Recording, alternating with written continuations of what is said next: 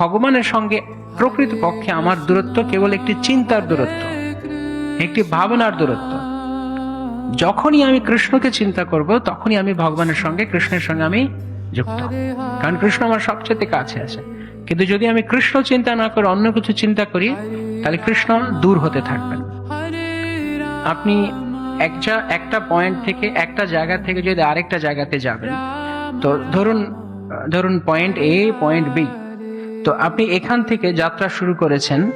যদি আপনি এই দিকে যেতে থাকেন, বি এর দিকে, এই দিকে, তাহলে যতই আপনি এই দিকে যাবেন, এইটি আপনার কাছে তত প্রকট হবে না অপ্রকট হবে?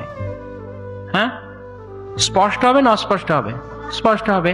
আর যত আপনি এটা থেকে, প্রথমে এইটা আপনার স্পষ্ট ছিল আপনার কাছে, কিন্তু যখন আপনি এখান থেকে এইখানে আসতে শুরু করেছেন, তখন এইটি স্পষ্ট হতে থাকবে, আর ধীরে ধীরে ধীরে ধীরে পেছনে যে আপনি ফেলেছেন সেটি অস্পষ্ট হতে থাকবে ধীরে ধীরে। প্রথমে এটা অনেক স্পষ্ট ছিল, একটু একটু করে অস্পষ্ট হতে হতে, এবং এইটি সবচেয়ে অস্পষ্ট ছিল, কিন্তু এইটি স্পষ্ট হতে আরম্ভ করবে। তো যতই আমরা কাছে যেতে থাকবো ততই আমরা স্পষ্ট